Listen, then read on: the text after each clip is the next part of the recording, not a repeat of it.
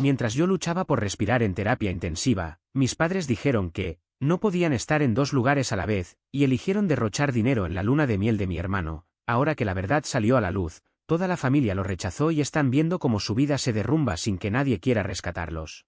Me llamo Joel, tengo 26 años, y todo empezó 2 días antes de la boda de mi hermano. Oliver, el niño dorado de la familia, es 2 años mayor que yo. Desde pequeño fue el ejemplo perfecto, notas impecables, capitán del equipo de fútbol, estrella en todo evento escolar y, actualmente, empleado en un trabajo corporativo del que mis padres hablaban como si él hubiese inventado la tecnología moderna. Yo, en cambio, siempre fui ese hijo que pasaba desapercibido, el que hacía lo necesario para salir adelante pero que jamás era presentado como motivo de orgullo. No me molestaba, o al menos eso creí durante muchos años. Sin embargo, la cosa se volvió incómoda cuando mi familia empezó a hacer que absolutamente todo girase en torno a Oliver, incluso lo que no tenía ninguna relación con él. La boda era el mejor ejemplo. Mi madre la preparaba como si fuese un evento real digno de transmisión televisiva. Mi padre se volvió su asistente personal. Y yo, que supuestamente debía ser el padrino, descubrí más tarde que uno de los amigos de la universidad de Oliver ocuparía ese lugar. En ese momento yo estaba justo al límite de mis finanzas, alquiler, préstamos estudiantiles, gastos básicos. Por eso, cuando un amigo me habló de un trabajo temporal en una obra de construcción que pagaba bastante bien, lo acepté de inmediato. Mi plan era sencillo: trabajar 2 semanas, ganar lo suficiente para pagar el alquiler, cubrir el alquiler del smoking y el regalo de boda, y quizá guardar un poco para las facturas. Nada ambicioso. La obra quedaba en las afueras de la ciudad. Un proyecto pequeño, nada que pareciera peligroso a simple vista. Estructuras metálicas, andamios, paneles de yeso apilados. No era mi primer empleo físico, pero sí la primera vez que trabajaba en alturas. El capataz nos dio una charla de seguridad, nos entregó cascos y nos recordó mantenernos sujetos con arnés. Todo estándar. El calor era insoportable. Uno de esos días en que el metal quema incluso con guantes. Estábamos en el segundo nivel del andamio, asegurando unas planchas metálicas. El olor a polvo estaba por todas partes, y cada vez que alguien dejaba caer una herramienta, el sonido vibraba en toda la estructura. Entonces ocurrió. Escuché un pin metálico, muy fuerte. El tablón bajo mis pies tembló y luego cedió de un lado. El estómago me dio un vuelco antes incluso de entender lo que pasaba. Intenté agarrarme del barandal, pero también se soltó. El andamio se derrumbó como si alguien hubiese tirado de una cuerda. No recuerdo la caída con claridad, solo destellos de cielo, suelo, voces lejanas y, después, un dolor brutal que se clavó en mi espalda como si hubiese aterrizado sobre una montaña de ladrillos. Había gente corriendo, gritos pidiendo una ambulancia. No sentía bien las piernas. No era como cuando se duermen, era peor, distinto. Me costaba respirar. Intenté moverme para ver mis piernas, pero no me dejaron. El hospital llegó como un torbellino, luces intensas, personal moviéndose rápido, preguntas que apenas entendía. Una enfermera me preguntó si tenía algún familiar al que llamar, y apenas pude murmurar el número de mis padres. Ella lo anotó y se marchó. El médico se inclinó sobre mí y me informó, en un tono firme pero urgente. Tienes fracturas en la columna y el fémur roto. Tenemos que operar de inmediato. Apenas pude asentir. Callum, mi mejor amigo, fue el primero en llegar. Estaba pálido, casi tan asustado como yo. Los médicos le dieron un portapapeles con documentos de ingreso porque mis padres aún no habían aparecido. Él los completó sin cuestionar. Yo seguía entrando y saliendo de la conciencia cuando me llevaron hacia el quirófano. Antes de que me durmieran, escuché a una enfermera hablando por teléfono. Sí, señora, está por entrar a cirugía. Entiendo. Y luego, en voz baja. Dicen que no pueden venir. Tienen el ensayo de la cena. Pensé que había oído mal. Quise creerlo. Cuando desperté, estaba en la UCI rodeado de monitores. Un tensiómetro me apretaba el brazo. Callum estaba sentado junto a la cama, con ojeras profundas. Me explicó que me habían puesto varillas en la pierna, tornillos en la columna y que mis padres sabían lo ocurrido, pero habían decidido asistir al ensayo de la boda. Él mismo los había llamado. Dijeron que vendrán mañana, murmuró, frotándose la cara con frustración. Yo no pude responder. No sabía si estaba más aturdido por los analgésicos o por esa sensación de abandono que empezaba a hacerse real. El personal entraba y salía para tomarme signos vitales. El dolor era constante, profundo.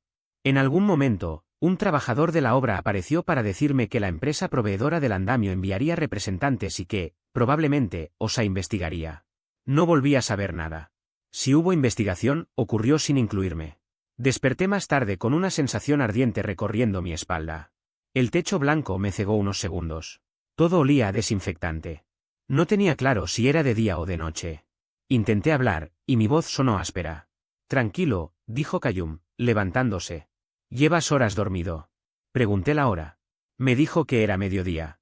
El ensayo había sido la noche anterior y la boda era al día siguiente. ¿Mis padres vinieron? Pregunté. Qayyum dudó. No. Dijeron que estaban ocupados. ¿Ocupados? Repetí. El ensayo de la boda, respondió con cansancio. Los llamé esta mañana. Dijeron que pasarán después de la ceremonia. Me quedé en silencio, con la garganta cerrada por una mezcla de incredulidad y rabia. No esperaba que abandonaran la boda, pero tampoco imaginé que mi accidente prácticamente mortal se relegaría a un iremos cuando podamos. Una enfermera entró para verificar los monitores y me preguntó si quería intentar sentarme. Apenas lo intenté, mi cuerpo protestó. Me dolían las costillas, la pierna estaba rígida y la cabeza me daba vueltas. Después, Qayyum me contó que había intentado llamar a Oliver, pero este tenía el buzón de voz lleno. Ni siquiera devolvió la llamada. Un rato más tarde, mi madre me envió un mensaje breve. Ya le conté a Oliver que estás en la UCI. Pasaremos después de la boda. Ahí entendí que para ellos, en esa semana, yo no era su prioridad. Nunca lo había sido. El médico apareció a media tarde, con una calma fría que me hizo sentir como si estuviera comentando cualquier cosa menos mi estado. Enumeró mis lesiones como si leyera una lista de compras: fémur fracturado, 3 vértebras dañadas, 2 costillas agrietadas y un proceso de recuperación tan largo que apenas podía imaginarlo. Meses de fisioterapia, quizás un año entero antes de que pudiera aspirar a algo parecido a la normalidad, como si esa palabra siguiera teniendo sentido. Mientras yo intentaba asimilar cada diagnóstico, mi familia estaba fuera celebrando, bebiendo vino y dando discursos como si nada hubiera ocurrido. Poco después, mi teléfono vibró. Era mi madre. Qayyum lo puso en altavoz. Hola, Joel, dijo con un tono exageradamente alegre. No podemos estar en 2 sitios a la vez, ya sabes. La boda es mañana y hay mucho que preparar. Cuando todo se calme, pasaremos a verte. Espero que estés descansando. Y eso fue todo. Como si estuviera avisando que llegaría tarde a cenar, no como si su hijo estuviera en la UCI con varias fracturas. Me quedé mirando el teléfono sin decir nada. Escuché a Qayyum murmurar una maldición. Una hora después, mi prima me escribió. ¿Vas a venir a la recepción mañana? Respondí, no puedo, estoy en el hospital. Me operaron ayer.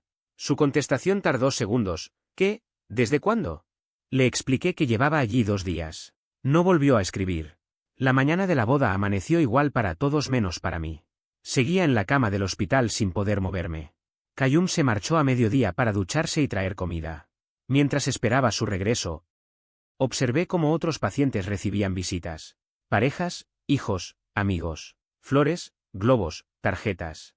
A mi habitación no entró nadie de mi familia. A las 3 de la tarde recibí otro mensaje de voz, mi madre, una vez más con ese tono ligero que me sacaba de quicio. Hola, cariño. Ya estamos en la boda. Es preciosa, te encantaría. Gran día hoy. Pasaremos cuando todo esté más tranquilo. Espero que te sientas mejor. Lo decía como si yo estuviera en casa con un resfriado y no con barras metálicas en la espalda. Escuché el mensaje 2 veces, lo guardé y dejé el móvil a un lado. Abrí Facebook y vi las publicaciones del evento, Oliver con su traje impecable, su esposa radiante, mis padres sonriendo como anfitriones de una gala, escribiendo frases como la familia es lo primero, el mejor día de nuestras vidas. Aguanté 10 minutos antes de cerrar la aplicación. Esa noche Qayyum volvió con comida para llevar. Intentó hablar de deportes, memes, cualquier tema que aliviara el ambiente. Apenas probé bocado. ¿Quieres que los llame otra vez? Preguntó. No sirve de nada, respondí. Ya tomaron su decisión. No dormí. El hospital seguía sonando, máquinas, toses, risas de enfermeras en su puesto. Y así terminó el fin de semana de la boda, 2 mensajes, 0 visitas y una claridad dolorosa sobre mi posición en mi propia familia. El lunes siguiente, una enfermera me preguntó si mis padres vendrían pronto para ayudar a coordinar mi alta. Le dije que no contara con ello. Yo ya sabía la respuesta. Los días se fueron mezclando. Cada mañana alguien entraba con un portapapeles para preguntar lo mismo, ¿tiene familiares que puedan recibirle cuando salga? Y cada vez respondía igual, me las arreglaré. Mientras tanto, los padres de Qayyum ya se habían ofrecido a recibirme durante mi recuperación. Tenían un cuarto libre, sin escaleras, y eran el tipo de personas que almacenan sopa y galletas como si fuese un deber sagrado. Nunca pidieron nada a cambio, solo querían que me concentrara en mejorar. La fisioterapia intensiva comenzó en la segunda semana. El primer intento de ponerme de pie con el andador fue un fracaso monumental. Mi pierna izquierda no podía soportar mi peso y mi espalda protestó como si fuera a partirse otra vez. La terapeuta repetía frases de ánimo, asegurando que aquello era progreso, aunque yo apenas lograra mantenerme erguido 30 segundos antes de sudar como si hubiera corrido una maratón. Ninguna llamada de mis padres. Ninguna visita. Oliver tampoco escribió, ni siquiera un mensaje rápido. Los únicos que aparecían eran Callum, su novia Elle de vez en cuando, y dos amigos de la universidad que se presentaban con cafés pésimos de las máquinas expendedoras y chistes flojos para distraerme entre sesión y sesión de terapia. Gracias a ellos, las horas pasaban con algo menos de peso. Mis padres finalmente aparecieron en la tercera semana. Al principio ni los reconocí. Mi madre vestía un vestido floral brillante como si viniera de una fiesta al aire libre. Mi padre sostenía un ramo de flores baratas, envuelto en plástico ruidoso. Joel, dijo mi madre, casi anunciando mi presencia como si hubiera alguien más escuchando. Estaba medio incorporado, con un corsé rígido que impedía cualquier movimiento brusco de mi columna. Mi pierna tenía barras metálicas internas y cicatrices nuevas que cruzaban el costado. ¿Te ves bien?, dijo mi padre, sin convicción. No respondí.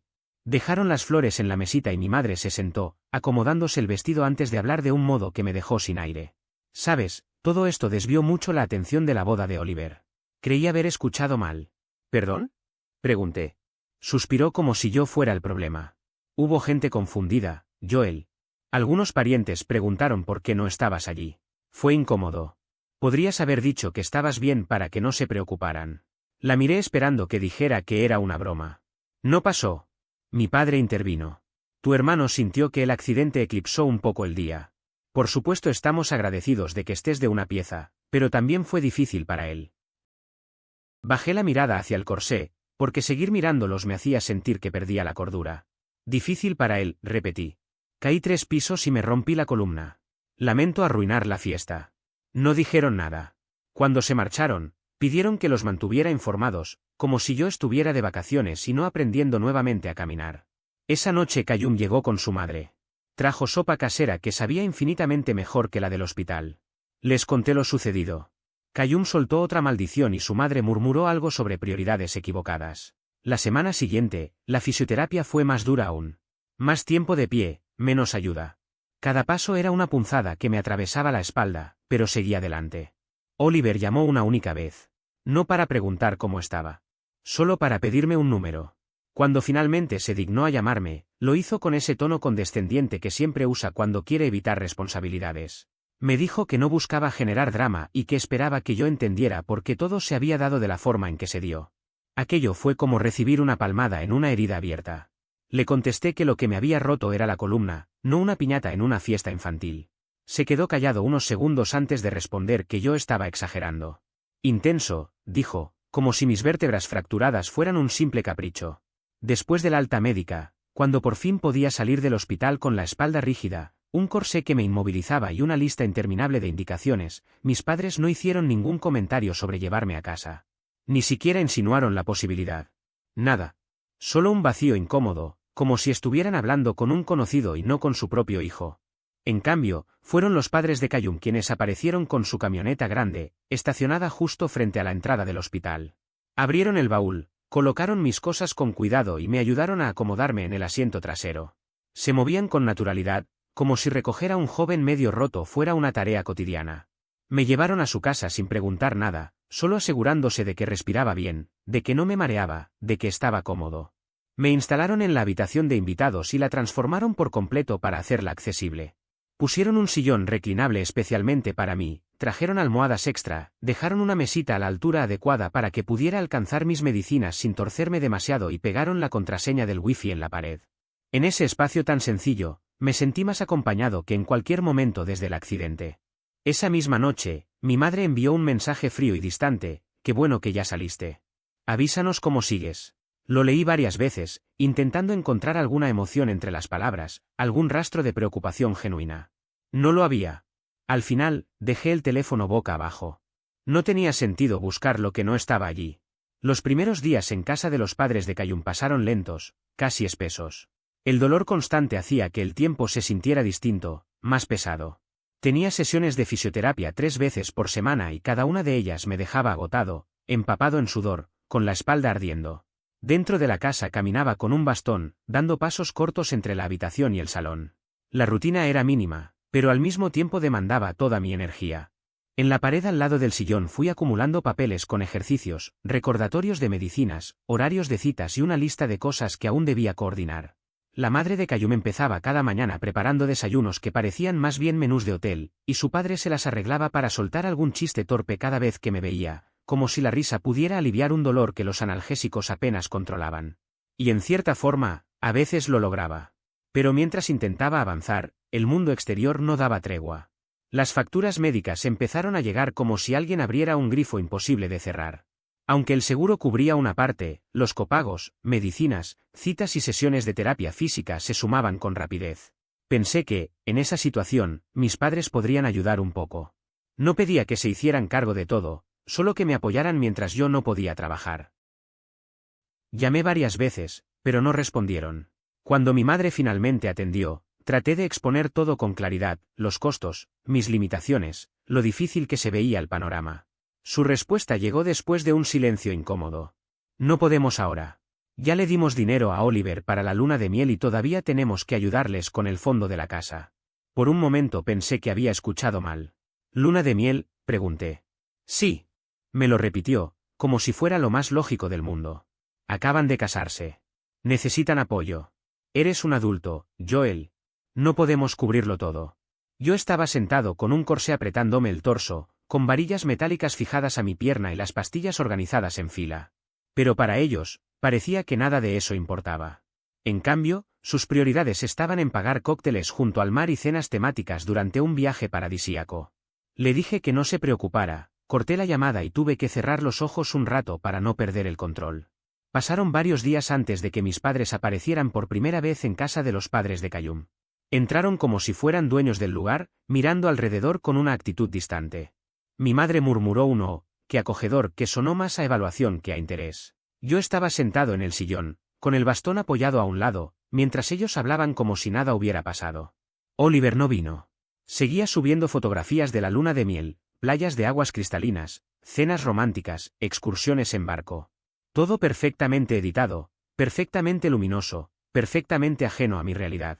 Mi padre preguntó cómo iba la fisioterapia. Respondí con un bien, sin ganas de extenderme. Él asintió de manera automática, como quien marca una tarea hecha. Luego mi madre dijo que ciertos familiares estaban comentando que parecía que me habían dejado de lado durante la boda. Les aclaramos que eso no fue así, aseguró. La miré fijamente. Era exactamente así. Ella frunció el ceño como si yo estuviera inventando un problema. Joel, era la boda de Oliver. No entiendes el estrés que teníamos. No podíamos estar en todas partes a la vez. No fui porque estaba en cirugía, respondí sin levantar la voz. Mi padre intervino, molesto. Lo estás contando de forma exagerada. Podrías haberlo suavizado. Señalé el corsé que me apretaba la espalda. Sí, estaba fantástico. No soportaron mi tono. Mi madre replicó que estaba siendo dramático, que los accidentes ocurren, pero que las bodas son únicas en la vida. Le pregunté si creía que una columna se repara en una semana. No respondió, simplemente cambió de tema. Cuando se fueron, Cayum volvió desde la cocina con un vaso de agua y me preguntó cómo había ido todo. Le dije que mis padres querían que dejara de hacerlos quedar mal. Él soltó un suspiro incrédulo. No lo puedo creer, murmuró. Poco después, empezaron a llegar mensajes de mis primos. Según lo que mis padres contaban, yo me había ido con amigos porque necesitaba espacio tras el accidente. Una versión tan conveniente como falsa. Una tía incluso me llamó para preguntarme por qué no había asistido a la boda. Le conté que, mientras todos cortaban la torta, yo estaba bajo anestesia. Se quedó en silencio. Tus padres contaron otra cosa por completo. No me sorprendió. Oliver finalmente llamó cuando regresó del viaje. Ni un saludo, ni un "¿estás bien?". Nada. Su primera frase fue: mamá dijo que has estado diciendo que te ignoramos. Eso no es justo. No es justo, repetí. Sabías que estaba en la UCI y ni siquiera mandaste un mensaje. No quería drama en la boda, dijo, como si esa fuera una excusa válida. Me partí la columna, Oliver. Perdón si eso no combinaba con tu playlist romántica. Me llamó amargado. Le dije que él era un egoísta. Y la conversación terminó ahí. Hacia el final del mes, las agencias de cobro comenzaron a llamar por una de las facturas de la cirugía. Y solo era una de varias, cada servicio del hospital facturaba por separado. Mis padres no ofrecieron ni un centavo, pero sí publicaron fotos de una parrillada con toda la familia. Sonrisas perfectas, camisetas combinadas y frases como "la familia lo es todo". Dejé de ver sus publicaciones. Mientras ellos mantenían las apariencias, algunos familiares comenzaron a sospechar por su cuenta. Yo no buscaba iniciar conflictos, solo respondía cuando me preguntaban. Contaba los hechos tal cual ocurrieron. Muchos se quedaban callados, la sorpresa en sus voces lo decía todo. Pero yo no tenía mucho tiempo para pensar en eso, la situación económica empeoraba cada día. Una tarde, sentado en la cocina de los padres de Cayum, abrí otro sobremarcado como urgente. Lo levanté para que él lo viera. ¿Otra factura de la cirugía?, preguntó, apoyado en la encimera. Sí. El seguro cubrió una parte, pero quedan 5.000 solo de esta. Y la terapia física suma otros 2.000. Los medicamentos no paran de añadirse. Reí sin ganas. Parece que mis padres están demasiado ocupados financiando la piscina infinita de Oliver. Cayum frunció el ceño. ¿De verdad no piensan ayudarte en absoluto? Dijeron que ya pusieron dinero para la luna de miel y para la casa de Oliver. Así que no. Aparentemente, mi rehabilitación no entra en el presupuesto familiar. Tomó la factura, la leyó en silencio y luego me miró. No te desgastes ahora, me dijo. Es difícil no hacerlo, admití. No me respondió. Solo tomó el sobre y salió de la habitación en silencio, dejando claro que él estaba más preocupado por mi situación que mis propios padres. Aquella noche, después de cenar, los padres de Cayum se sentaron conmigo con una seriedad tranquila que me tomó desprevenido. Su padre sostenía una carpeta con el estado de cuenta del hospital. Nosotros vamos a cubrir esto, dijo sin rodeos. Me quedé paralizado, sin saber cómo reaccionar.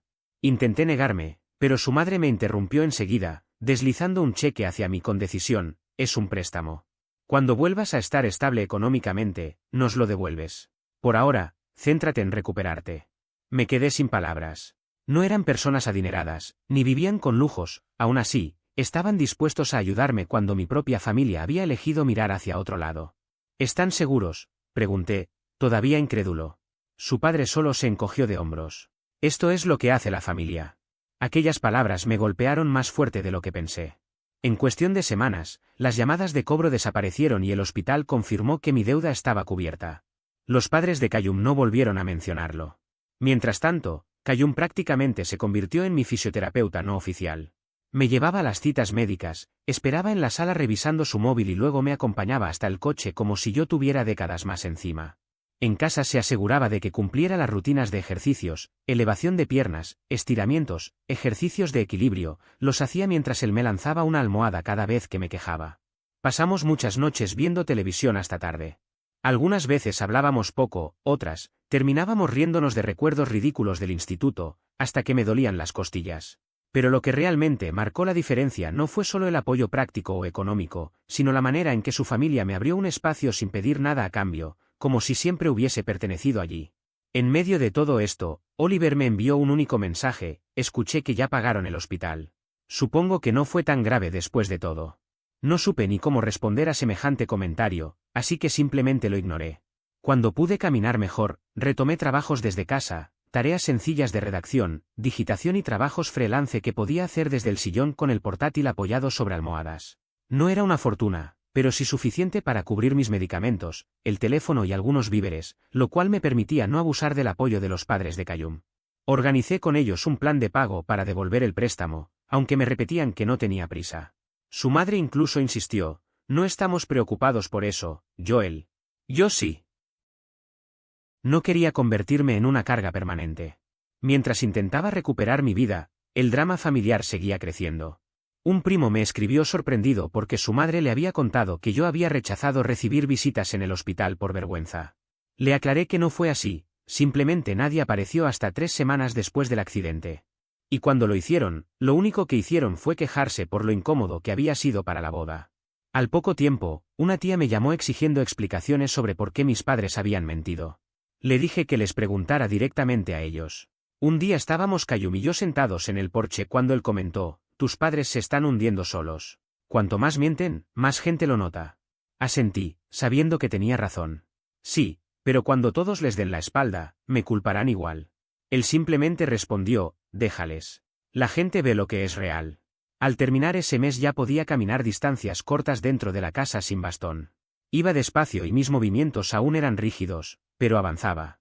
Cayum grabó uno de esos intentos como si fuera la hazaña del año. Se lo envié a mis padres. Ni siquiera me respondieron. Con la llegada del verano, la verdad había empezado a expandirse sola. Yo no publicaba nada, no buscaba conflicto, no comentaba en redes. Simplemente respondía a quien me preguntaba.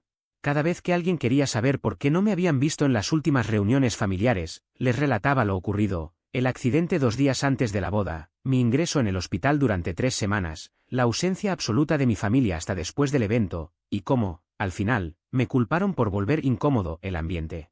Nada más. Sin insultos, sin dramatizaciones. Solo hechos. A mucha gente no le gustó escuchar eso. La primera en enfrentarlos abiertamente fue mi prima Charlotte. Más tarde me contó que cuando preguntó a mi madre por qué nadie se enteró del accidente, ella mintió diciendo que yo había pedido privacidad. Charlotte no se lo creyó, ella misma había visto mis brazaletes del hospital cuando vino a visitarme. Sabía que no podía ni caminar. Después de eso, las llamadas llegaron una tras otra, tías, tíos, amigos de la familia. Todos querían escuchar mi versión. Se las di, sin subir el tono ni ponerme emocional. Cuanto más contaba la historia, más se resquebrajaba el relato de mis padres. En julio se celebró la típica parrillada familiar que mis padres adoraban organizar. Era su momento de brillar, siempre subían fotos presumiendo de tradiciones familiares. Ese año, sin embargo, la mitad de las personas no apareció. Yo no estaba invitado, como era de esperarse, pero Charlotte me envió una foto publicada por otro pariente, mis padres sentados en una mesa casi vacía, varias sillas sin ocupar, y Oliver con una expresión que denotaba molestia. Esa noche recibí un mensaje suyo: estás poniendo a la gente en nuestra contra. Tienes que parar. Me quedé mirando la pantalla unos instantes antes de contestar, solo respondí preguntas. Si la verdad te deja mal, no es mi culpa. No volvió a escribir. A los pocos días, la esposa de Oliver, Sophie, me pidió que nos viéramos a tomar un café. Parecía agotada, como si la situación le hubiera pasado factura. Tras una conversación superficial, me confesó: Oliver me contó lo del accidente meses después. Dijo que estabas bien y que no fue para tanto. Le conté todo con calma, el hospital, el mensaje donde mis padres priorizaban la boda, la deuda que la familia de Cayum tuvo que cubrir porque la mía se negó. Sophie bajó la mirada hacia su taza, moviendo la cabeza con incredulidad. Ojalá lo hubiera sabido, murmuró. Habría ido a verte. Pensé que tú no querías visitantes. Le respondí que eso fue lo que mis padres hicieron creer a todos. La rabia que sintió no era por mí.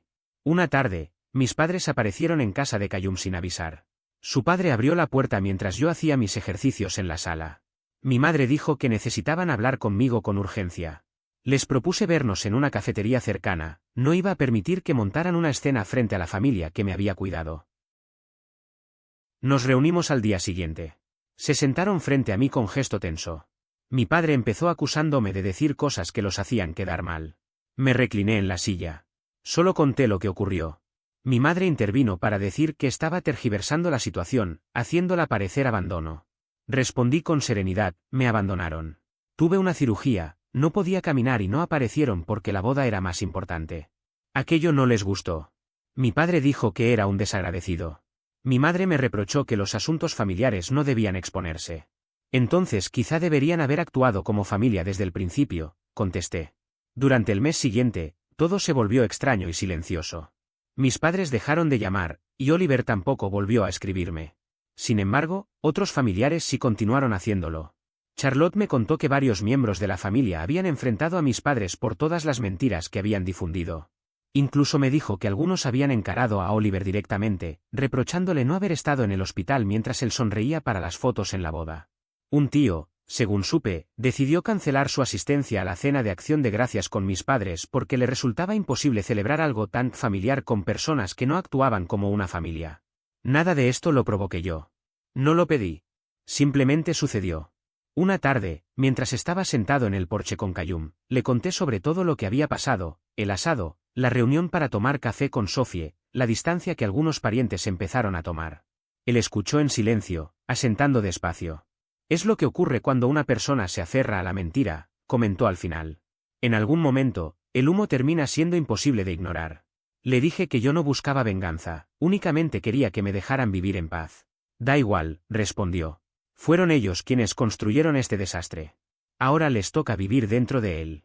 A finales de agosto, Oliver por fin envió un mensaje: ¿podemos hablar? Accedí a vernos en un restaurante de carretera. Llegó vestido con un polo, como si hubiera venido directo de jugar al golf. No me miró hasta que se sentó frente a mí. Ni un saludo. Ni un ¿cómo estás? ¿Contento ahora? Soltó de inmediato, tan alto que la camarera se giró a mirarnos. La familia no deja de llamarme.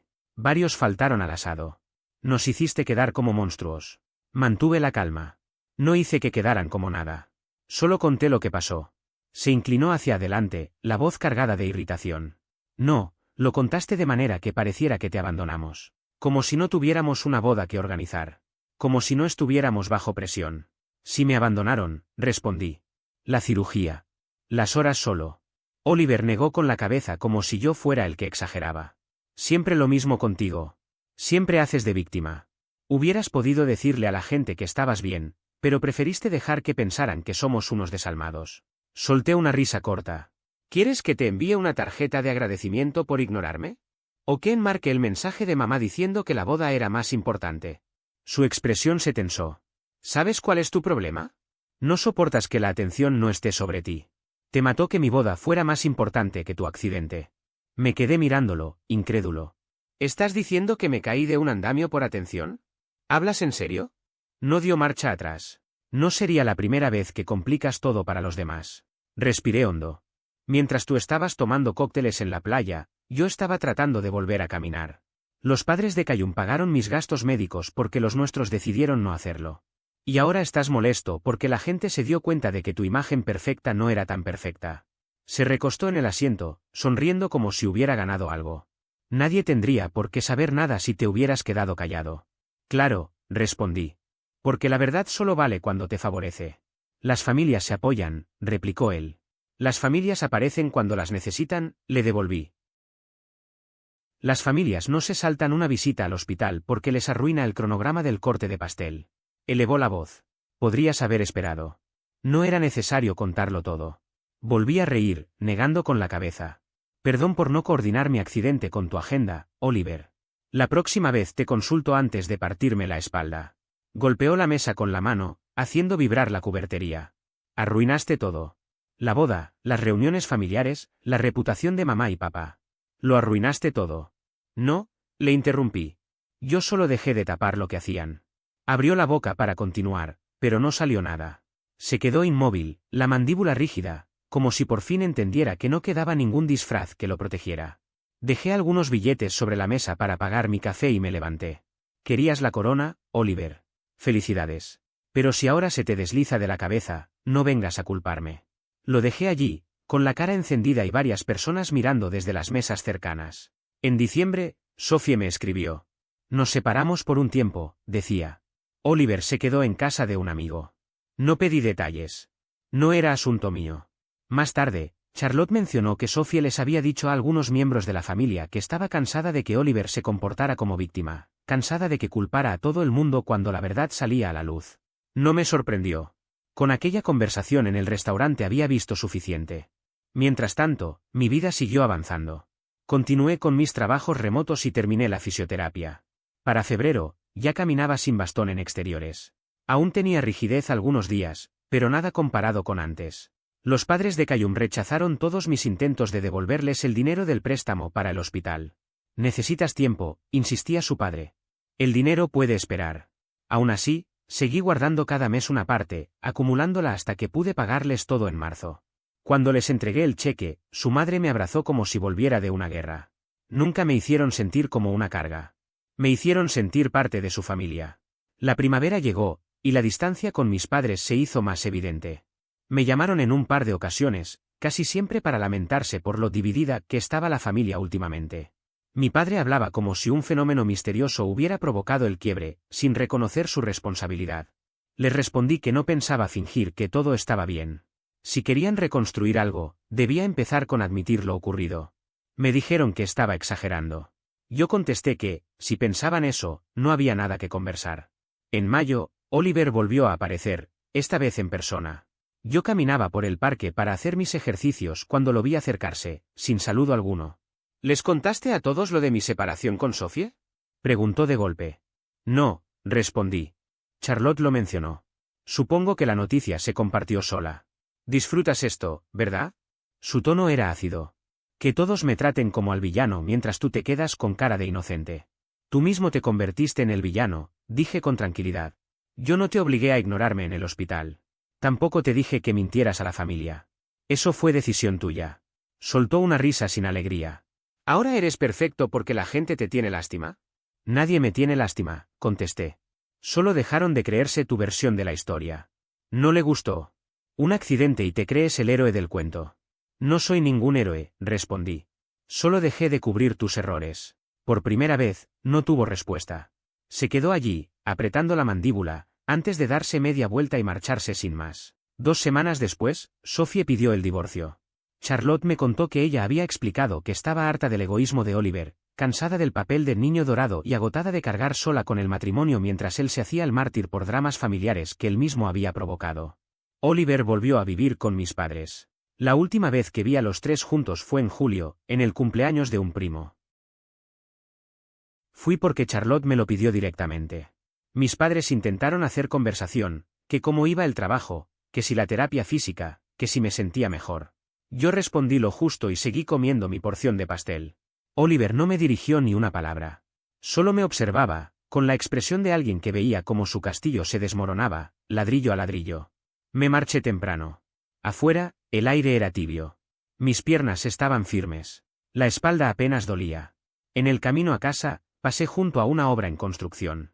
Había nuevos andamios, señales de precaución brillantes, trabajadores con arneses revisando cada tornillo antes de subir. Me detuve un momento a mirarlos. Luego seguí caminando. Esa etapa de mi vida había terminado. El accidente, las mentiras, el desastre, nada de eso me pertenecía ya. Recuperé mi salud. Tenía a las personas que sí estuvieron cuando importaba. El resto podía venirse abajo sin mí. Y, de hecho, lo hizo.